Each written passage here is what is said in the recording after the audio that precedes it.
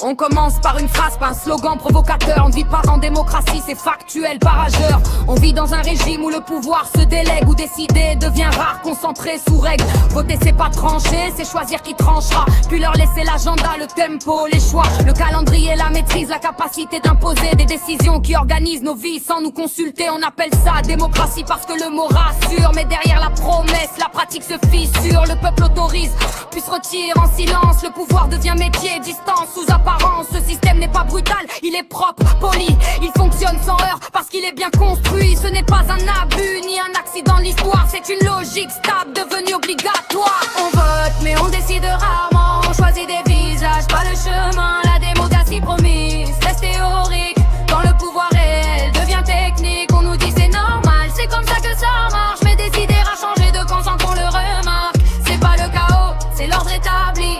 Un système légal, rationnel, bien poli.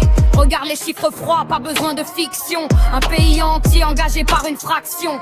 15% décide du cap collectif, pas par complot, par cadre institutionnel restrictif. Au second tour, on vote souvent contre, pas pour. Le rejet devient moteur du pouvoir en retour. Une minorité gouverne sur un consentement faible, fragmenté, contraint, mais juridiquement valable. Le conteste pas la règle, elle est légale carré. Mais quand la procédure devient le cœur du démocratique, il faut regarder les effets, pas seulement la forme. Quand élire remplace décider, la promesse se déforme. On parle de débat, d'opinion, de discussion, mais le lieu de la décision est hors de consultation. Le peuple discute, commande, parfois s'indigne, mais le pouvoir réel suit sa propre ligne. On nous dit, vous êtes trop nombreux pour décider. Pourtant des millions coopèrent sans être mandatés pour tout transporter, coordonner des systèmes entiers. Mais décider du sens, là soudain c'est jugé trop risqué.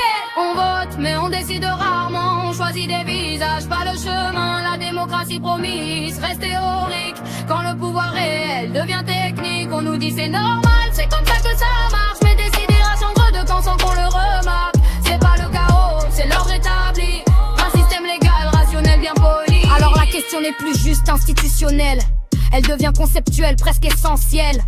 Qu'est-ce qu'on appelle démocratie aujourd'hui? Un mot, une procédure ou un pouvoir qui agit? Autrefois, décider ensemble n'était pas symbolique. Ce n'était pas parfait, mais c'était politique. Pas un modèle à copier, mais un rappel précis que gouverner pouvait être autre chose qu'un métier choisi. Les régimes modernes ont fait un autre pari. Le peuple choisit des maîtres puis s'efface de la scène politique. La participation devient un geste périodique. Entre deux scrutins, le pouvoir reste opaque. On justifie ça par l'échelle, la complexité, le nombre. Mais la vraie question reste dans l'ombre. Où se situe le pouvoir qui le protège? Quelle institution le rend hors d'atteinte hors collège? Ce livre ne dit pas le peuple est incapable. Il demande comment l'écart est devenu normal. À quel moment